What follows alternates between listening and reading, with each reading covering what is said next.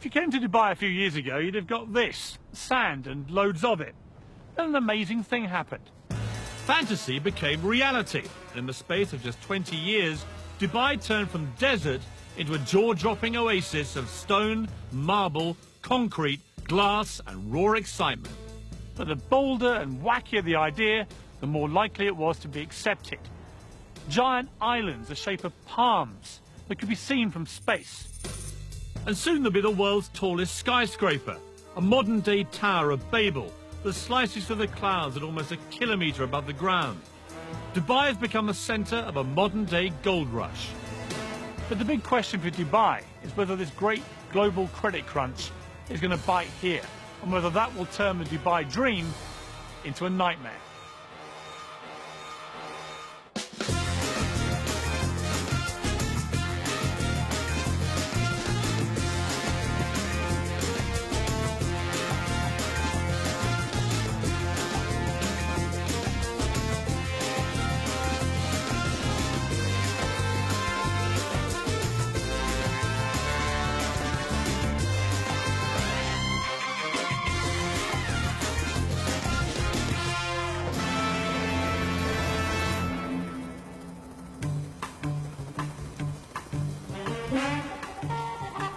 Dubai is one of the 7 states that make up the United Arab Emirates, under the rule of Sheikh Mohammed bin Rashid Al Maktoum.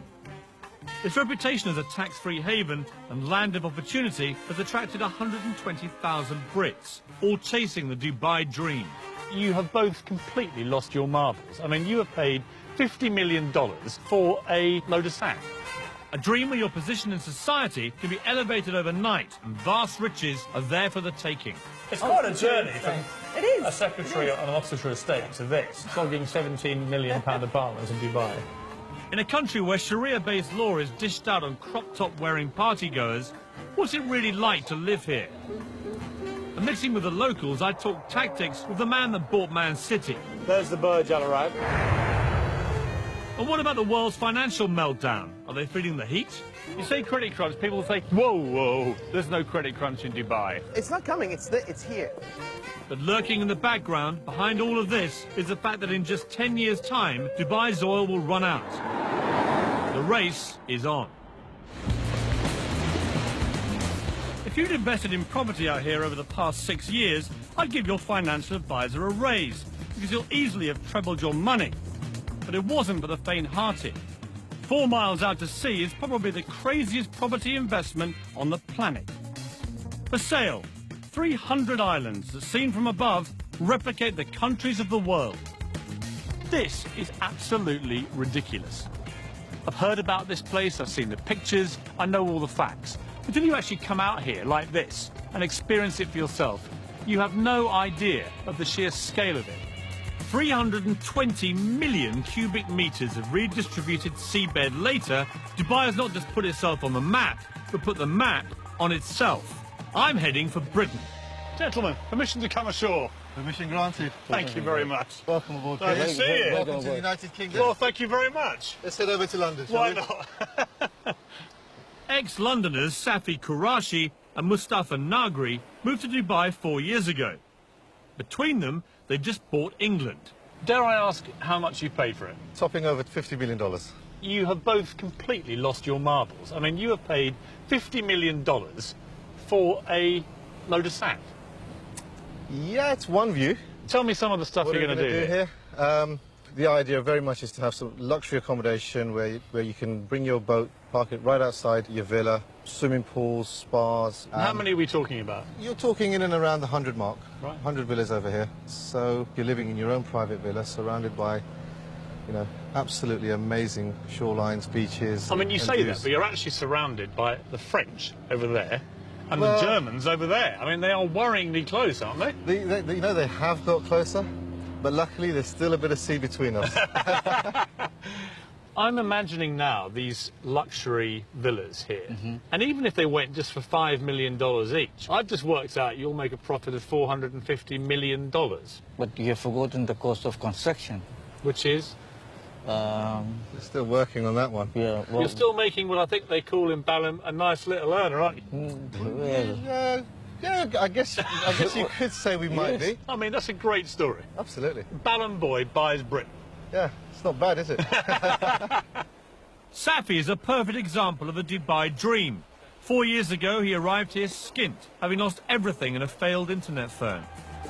Now, thanks to a series of shrewd property deals, he's the King of England and looking to invade France. But how did this little-known desert outpost become such a magnet for investors and those in search of a better life in the sun? Dubai has done an incredibly good job at marketing itself, largely through what at the outset appear to be utterly ludicrous projects. Think Dubai and you think glamour, wealth, and a rich hedonistic playground. Hardly surprising then that back in Britain, wrapped under red tape and trapped under the dark grey skies, so many downtrodden wannabes think this place is utterly irresistible. Although Dubai is twice the size of London, the main action takes place in a frenzied 20-mile strip along the coast. The legendary Dubai gold rush can be traced back to 2001, when the law was changed to enable foreign nationals to own property.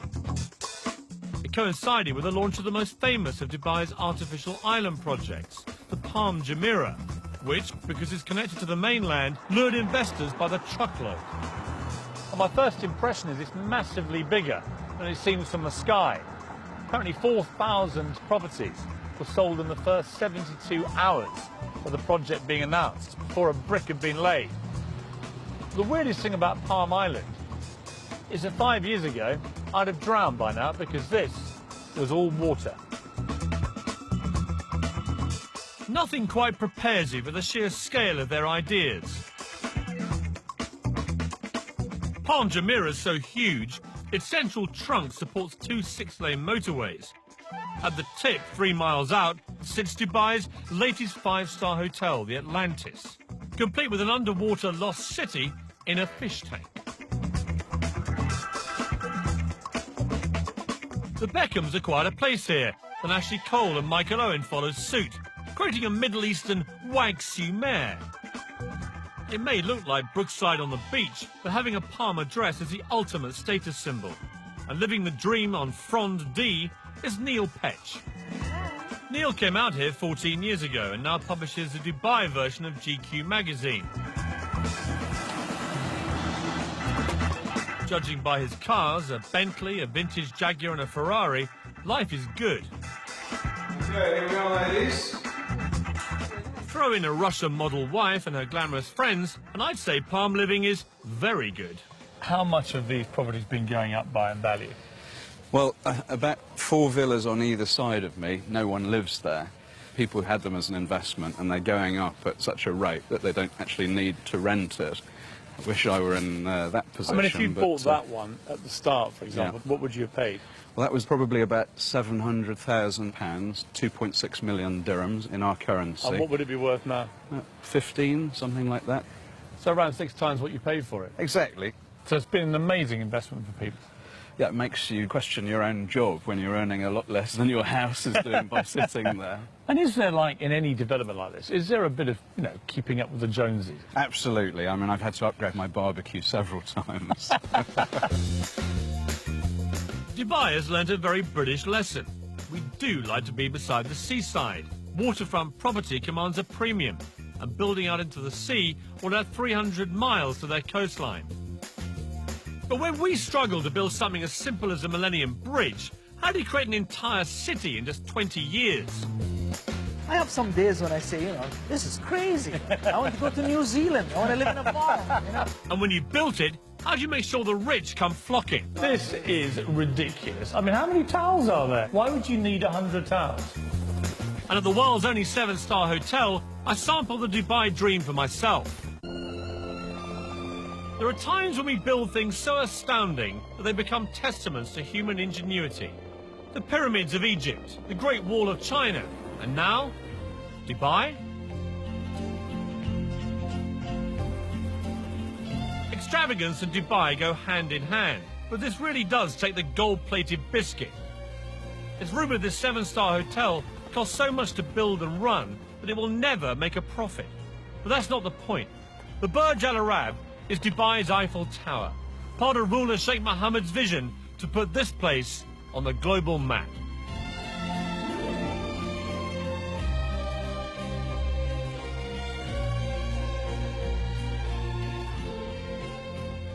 The best rooms here will set you back 12 grand a night. They come complete with one of the hotel's 16 white Rolls Royces and your own personal manservant.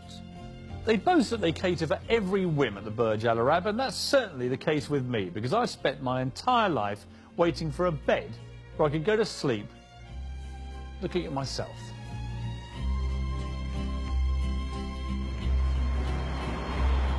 I'm here to meet builder Eddie Mitchell, who I last met at the height of the UK's property boom in Sandbanks, Dorset.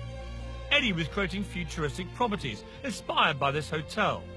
He's been coming here on business for 5 years and is now a gold star guest, affording him extra special treatment.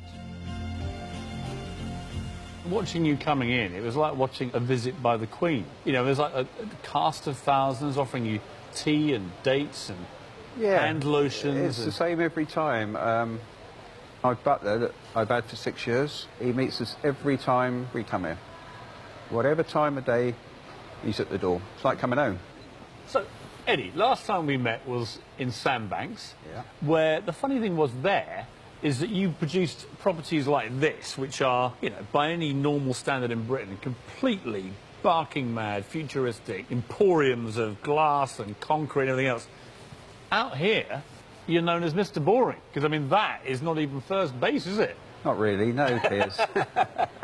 I mean, you must love it here. It's like a permanent building site. Yes, probably the biggest building site in the world, and after 30 years of building, I just love it. You're like a pig in a sty, aren't you, Eddie? Yeah, definitely. For those who bought at the start in the Palm or the World or the Burj Dubai, how much money are people making? I'm sure people are making many millions. I mean, I heard of one Chelsea footballer who had a place on the Palm that he's never actually lived in. He paid £400,000 for it, and he's just sold it for £3.5 million. Yeah, that's what he would have paid 6 years ago. And he would now make £3.5 million? Yeah, definitely. Without setting foot in the place? Yeah. How have I missed out on this again? We should have came here 6 years ago. No, but you always seem to pop up in these places at the right time. I went to Sandbanks right at the peak. I've come to Dubai right at the peak. What I need to do with you, Eddie, is stick with you in the down times. Well, you can come on site and be a builder if you want, Piers. The great thing about Dubai is there's always a stunning new location to practice your golf.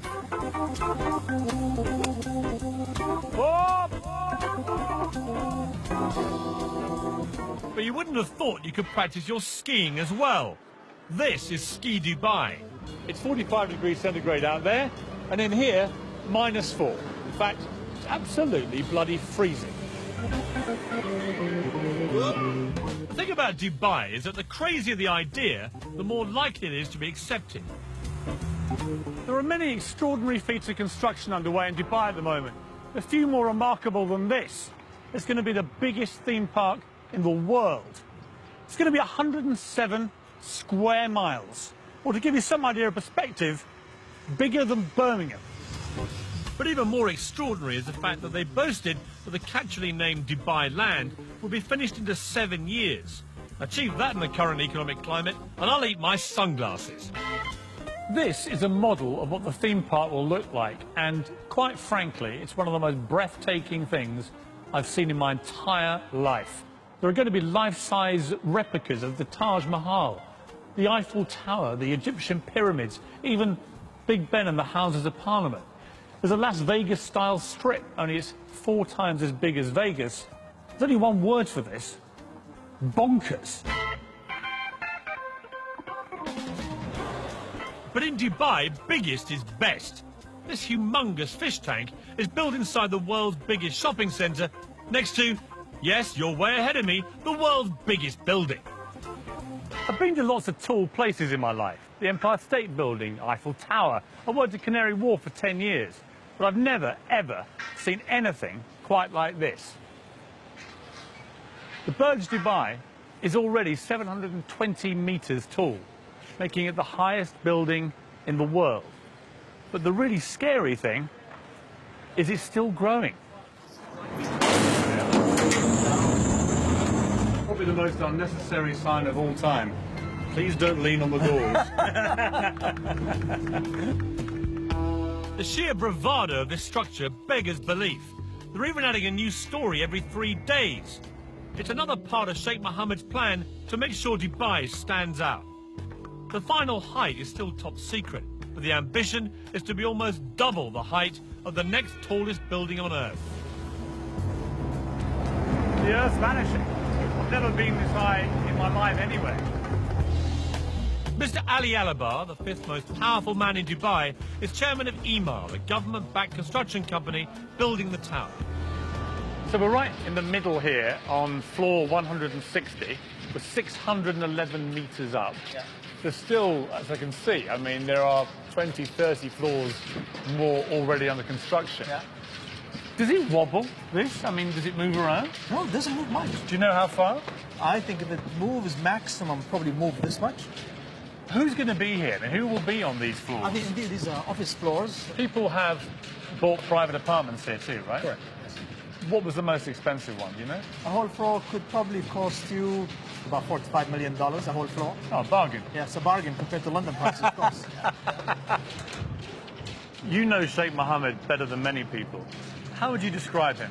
I've been with him 15 years, and there are times when his energy is so unbelievable. This building here, the first time we've designed it was 90-story, and the meeting was 1 minute. And His Highness said, no. I said, okay. So I did, I think, about 120. He said, no. So I just wrote a chart of all the tall buildings in the world, and I put in this building. And he said, okay, how much taller than the tallest? I said, well, we're about 40% taller. He said, good, you go.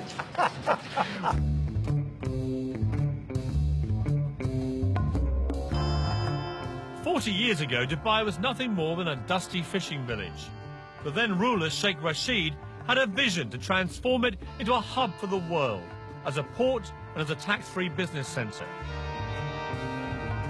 It was an extraordinary and bold move. The philosophy was simple: build it and they will come. And come they have. Now, under the rule of his son Sheikh Mohammed, the vision continues. Dubai often feels more like a corporation than a state. And that's because just three things matter here: business, finance, and success. Unlike in Britain, where huge developments can get bogged down for years in red tape and bureaucracy, over here they can go up in months. And the reason is quite simple: Sheikh Mohammed. Whatever the Sheikh wants gets done, and fast. Of course, being able to use millions of cheap workers from Southern Asia has made it all possible. In 2007, accusations were made of slave labour conditions, so Sheikh Mohammed set up a confidential free hotline for construction workers to report any abuse. As a result, conditions have certainly improved. But each year, UAE workers send home an estimated £4 billion in wages, so a recession in Dubai would have serious global implications. But trying to get anyone to actually talk about the possibility of economic downturn here in Dubai was like trying to get blood out of a stone. I turned to Michel Canu, a billionaire businessman from the 9th richest Arab family in the world. Are you totally sold into this vision, or are there going to be problems, do you think?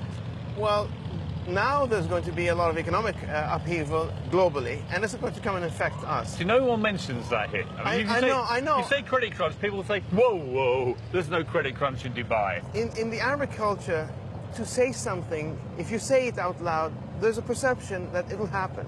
So we don't even call cancer cancer, we call it the disease that can't be mentioned.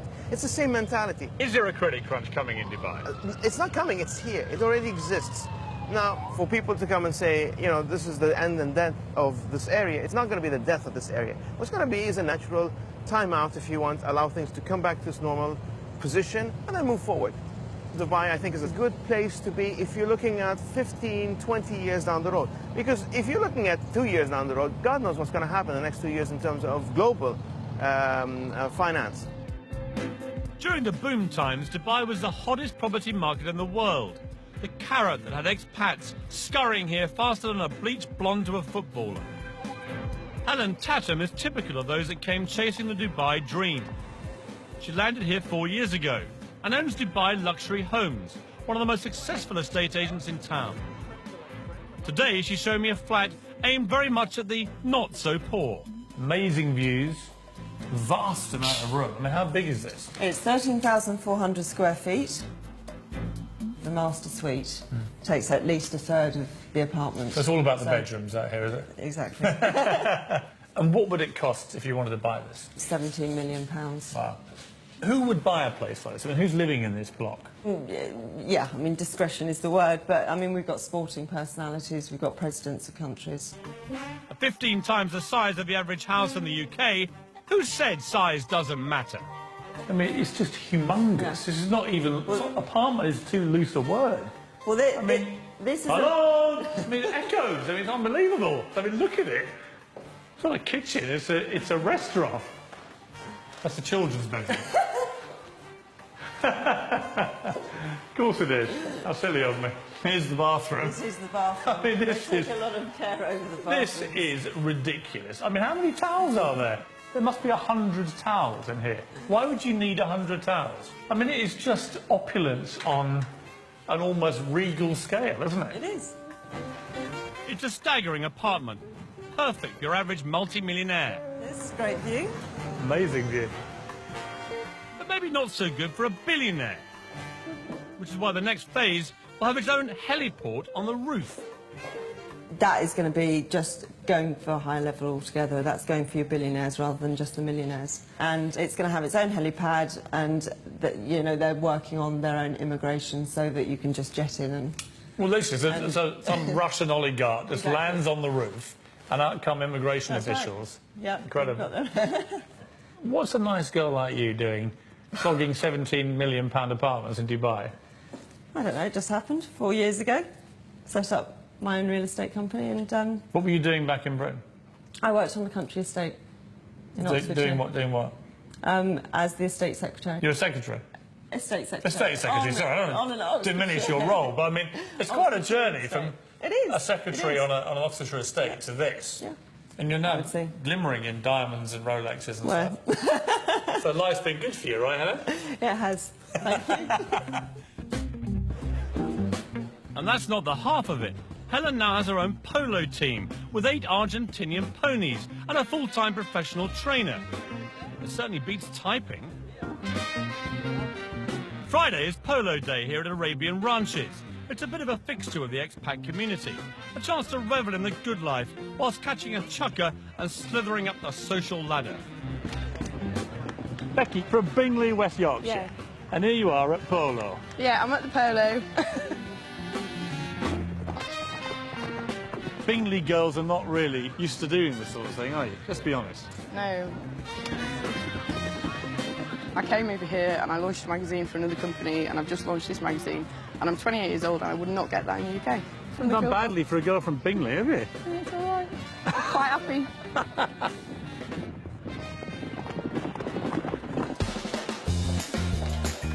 It's easy to get drawn into the good life in Dubai. Like the buildings that are going up, somehow out here, your expectations are, well, just higher.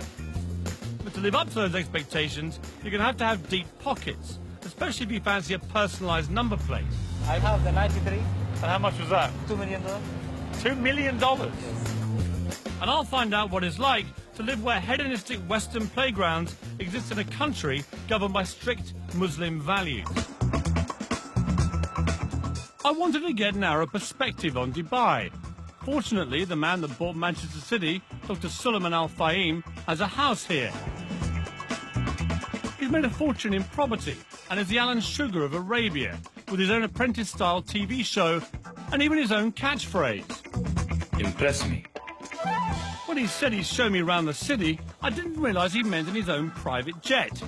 He impressed me.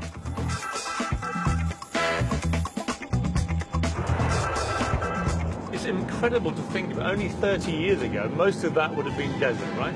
20 years ago, this part of Dubai was desert. There's the Burj Al Arab. It's become the symbol of Dubai. I mean, how much of this is ego? And are you all quite, you know, competitive people? Is it like, you built the biggest tower, I'm going to go and build a bigger one? It's not about the ego, it's about to show the capability. We want to show our royal family that we can do it. And what they're looking for is to build something unique, something extraordinary, And with this kind of development, we attract foreigners. I mean, how much money is there down there now, would you guess? The last number announced recently was around $300 billion. 300 billion US dollars, just swimming around below us. I was told your very first major project here, you made 150 million US dollars on that deal, is that right? Yeah, that's right. And you cleaned up, I mean, you made 150 million bucks. The good thing, once I came with the... You're allowed to smile when I say that figure, by the way. I know to you it's not much money. To me, I mean, this is like unbelievable. What's it like being a billionaire? You look like you have a lot of fun. You're always smiling. Yeah, you really enjoy it. For us, we don't really enjoy with money and cash. We really enjoy with family. It's about more cultural friendship between the family relationship and the friend relationship. Now that's a family I'd like to get into. I wonder if he has any single female relatives. So, we've seen the city from the air. Now it was time to see it at ground level, in the world's only Versace Lamborghini Murcielago. Dr. Suleiman paid $600,000 more than the standard car for this designer model to ensure he cuts a dash on Dubai's highways. The big thing in Dubai is about number plates, isn't it? Yeah, number plates is very important. Your one is 737. Is that a valuable one? Yes. But the 2 digits is more important. I have the 93. 93? I bought because that's the year of graduation of my wife. And how much was that? Today it's worth $2 million. $2 million? Yes. For 93? Somebody would pay you $2 million for that? Amazing. Thank goodness his wife didn't graduate in '83. Even he might have struggled to pay for that one. With such mind-boggling spending power on tap, it'll come as no surprise that all pockets are catered for. Shopping here at one of Dubai's super malls is a bit like being back at home, to be honest. Harvey Nicks behind me, a Lacoste over there, Starbucks, Zara. The only difference here is you've always got to look out for that unexpected visit by the billionaire Arab sheikh. So, how about a mobile phone? What do they cost? It will be 110. £110? Yes, £1,000. £110,000, I see. And this one? This is £100,000. Oh, okay, so that's a bit more of a bargain. Yes. So do you actually sell these phones? A few weeks ago, the one sheikh chose 4 telephones. So an Arab sheikh came past your shop and bought 4 of these? Yes. For £500,000? Yes. Blimey, what on earth do you do when you want an upgrade? It's all so easy to get sucked into the affluent lifestyle in Dubai. The place just drips success. Most expats here enjoy a quality of life they could only have dreamt about back in Britain. Vast villas, sprawling staircases, giant swimming pools and personal maids. They spend their days enjoying the leisure at 5-star hotels like this, and their nights at parties covered by the society pages of Hello magazine. Small wonder then that so many start to feel, well, a little bit grand. After all, back in Britain, they were minnows. Here in Dubai, everyone's a whale. Tonight's the Hot 100 party, an annual event where the local version of Hello magazine draws up a chart of all the movers and shakers in town. In the main, it's the likes of spa managers and boutique owners that make it, but it's taken very seriously. If you're in, you're in. And if you're out, you may as well be in Goodbye magazine. You've made it. You haven't. Well, actually, I may have. I've just been speaking to the editor. There's this whole sort of strata zone that you get into when you get into the Hot 100. I mean, it's quite cool to be considered, like, hot. And apparently none hotter than yours truly.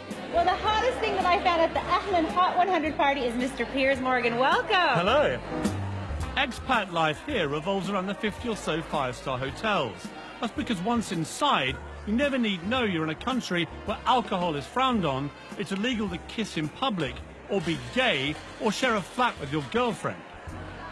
Dubai knows it needs Westerners to succeed, and so deliberately turns a blind eye to goings-on, providing they go on the private property of the hotels, a kind of expat bubble where life is good and intoxicating.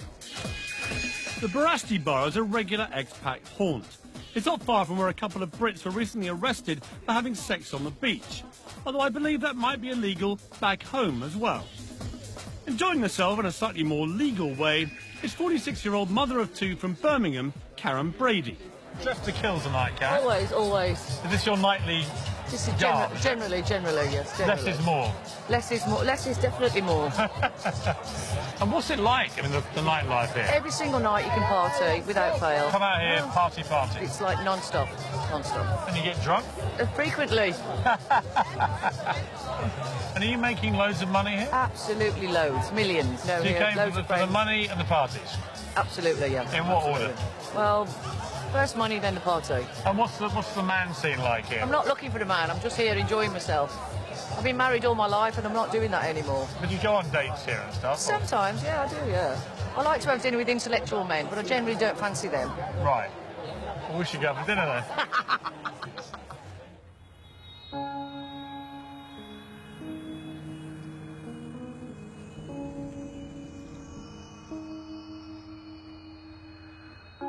In the last year, 230 Brits have ended up in Dubai's prisons for a range of offences, from the normal, like drink driving, to the abnormal, like bouncing a cheque. If you are going to come out here, make sure you learn the law. For example, sex outside of marriage can get you a year in jail. Possession of over-the-counter drugs that contain codeine, 4 years. Even Harry Potter books were recently banned from schools because witchcraft is strictly illegal in Dubai. It's a difficult society to get your head around.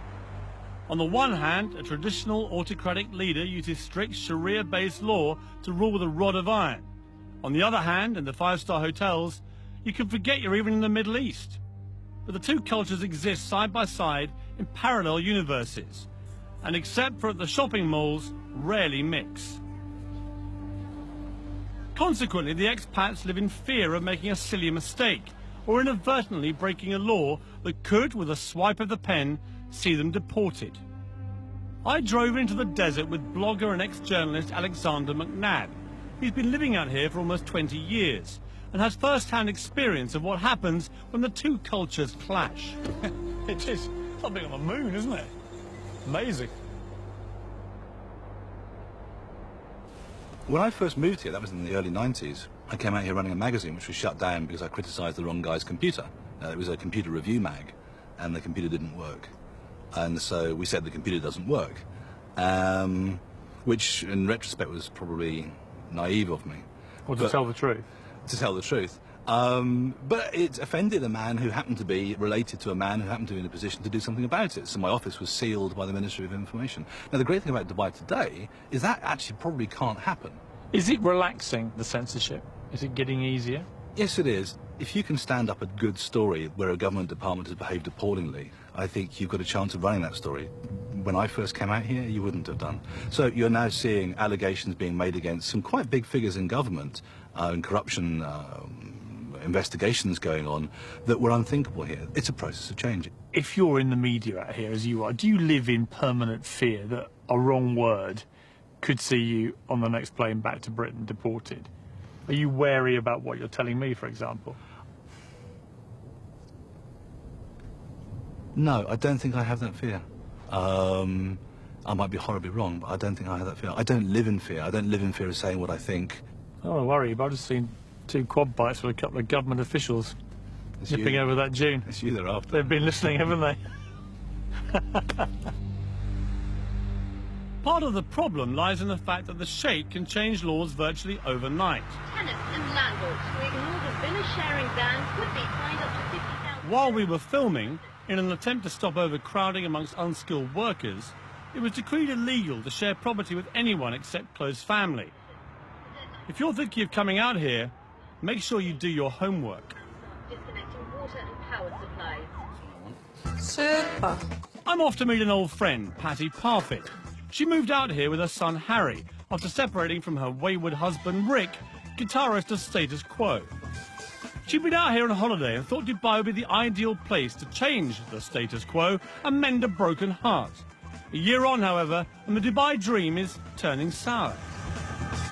Patty, hello. How are you? Oh, I'm good, thank you, Tom. How lovely to see you. And you, how are you? The last time I saw you was on a Status Quo tour bus.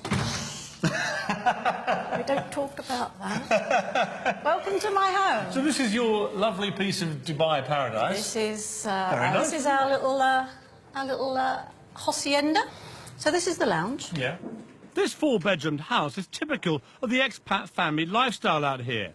Inside landscape gated communities are miles from anywhere. So this is the kitchen. Thankfully for the neighbours, it's detached. So, Paddy, you're in a very nice place here, but it's half an hour inland. What would you pay here for your rent? What do you... Oh, you're going to die. £32,000 for the year. And you have to pay Wow. up front in Dubai.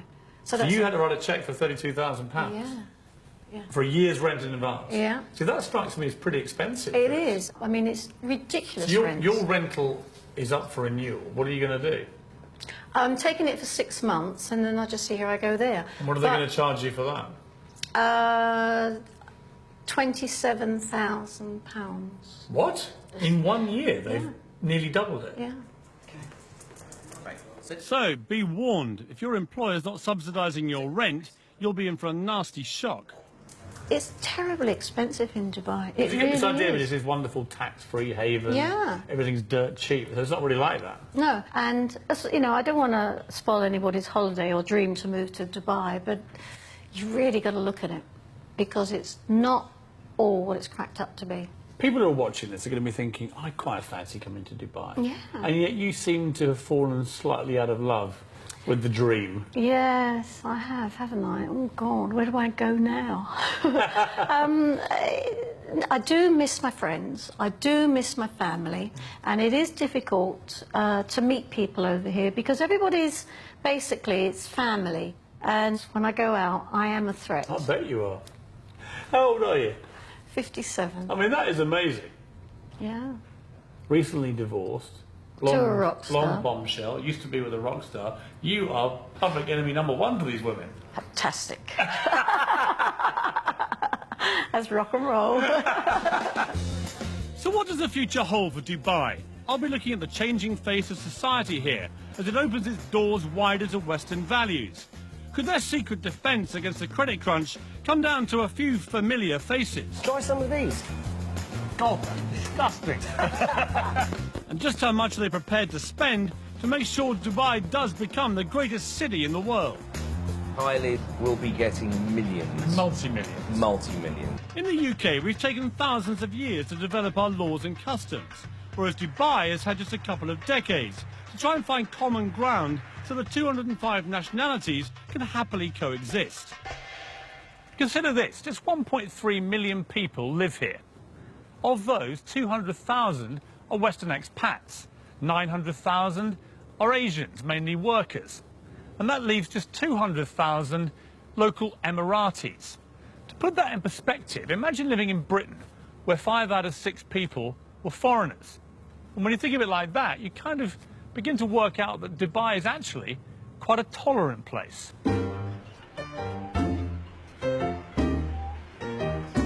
It's a sign of Dubai's willingness to welcome foreigners into its midst, to keep moving forward. And someone taking full advantage of that acceptance is Derek Khan. Oh, it's very good. Derek, a former fashion stylist to pop stars like Salt and Pepper and Snoop Dogg, is today better known as an ex-jewel thief. What happened, very stupidly, I pawned jewels. And, of course, pawning, you don't pawn what is not yours. And I dug myself into a nightmarish hole. I would have to go take one piece of jewel, go to another company, and lied, basically, to get another piece, and which I pawned, and it became a nightmare circle. And you got a 2-year prison sentence. Yes, I did. He served 2 years in a New York jail for his crimes, was kicked out of the US, and settled here in Dubai, reinventing himself as, get this, a jewellery designer. There you are, a convicted thief, felon, for want of a better phrase. You're kicked out of America, and then Dubai, where you would imagine they're quite strict about that kind of thing, they welcome you in here. I was accepted into Dubai because I think I was very straightforward with what I had done. I was very straightforward in who I am, and they kind of saw what I can do. You're also fairly unique, though. I mean, there aren't many Dereks in Dubai that I've met. Not with this look, the whole thing, you know? Well, you'd be surprised. Dubai is just, you know, again... There are more of you out there? I hope not, but... Put it in, give me a little, exactly, a little swing. What I hear everywhere is if you do this, you're out. If you do that, you'll be deported. So what I haven't found is any real evidence they actually do this. I mean, do people get chucked out of Dubai? Well, of course they do, You know people who've been deported? Well, no, I don't. That's the point. I mean, I don't know anyone who's been deported. But, you know, the thing There seems to be a collective fear of being deported Well, you without see- any evidence well- anyone ever is. Well, listen, the collective fear works because guess what?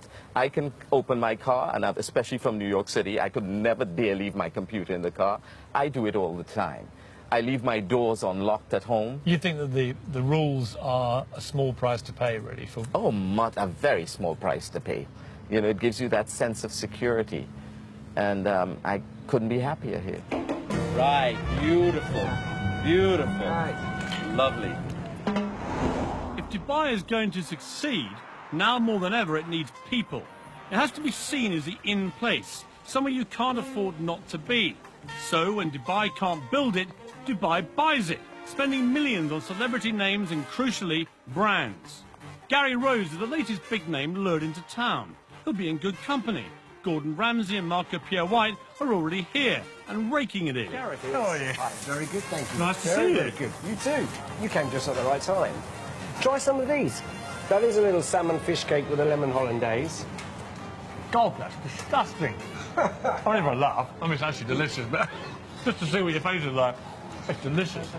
Tell me, Gary, you've flown all the way to Dubai, Yeah. and you've flown all the food out here as well. Oh, yes. Why don't you stay in England? Oh, yes. What? Well, it's 36 degrees outside and it's snowing in the UK. Where would you choose? You know, I just thought, no, you know, I want to spread the word about British cooking. But be honest, Gary, would you be out here if there wasn't a whacking great big Arabic check in it? I mean, I know a lot of chefs, right? I must You all actually- like your money. Hang on, where's that contract of mine? Yeah, no, it's not a question of that, is it? I mean, that's always the... Isn't it, though? Because, I mean, I know a lot of brand names like you. You're such high commodities out here that they will pay whatever it takes to get you. Well, I think, you know, if I start cooking for money rather than cooking for what I really believe in, I'd rather give it up. So there you have it, the definitive answer, with hollandaise sauce. Mark, how are you? Hello, Piers, how are you? And up on the 44th floor, another bought-in brand name. Mark Fuller will be opening a version of London's Embassy Club here next year. No offence to you, Mark, but you and Gary Rhodes are not exactly, you know, the beckons. And yet you're getting a lot of money thrown at you to come here. What's in it for them to get you? Someone was saying to me today that it's all very well opening a hotel, but you've got to entice people into it. It's like all over the world. The difference is they're buying in name brands because it's a new country. I mean, is it rude of me to push you on just how many millions they paid you to come here? No, I won't say that. It wasn't millions, but it was quite an acceptable figure. What about Tiger Woods and people like that? When you see their God, names. Tiger Woods, you know, Christina Aguilera's, those sort of people. Kylie's will be getting millions. Multi-millions. Multi-millions. Is that because the people of Dubai, the rulers here, realise that celebrities of that power are a PR magnet for here? I think without a doubt. In the end, this was a piece of desert. This was a piece of sand. They've built a city out of nothing.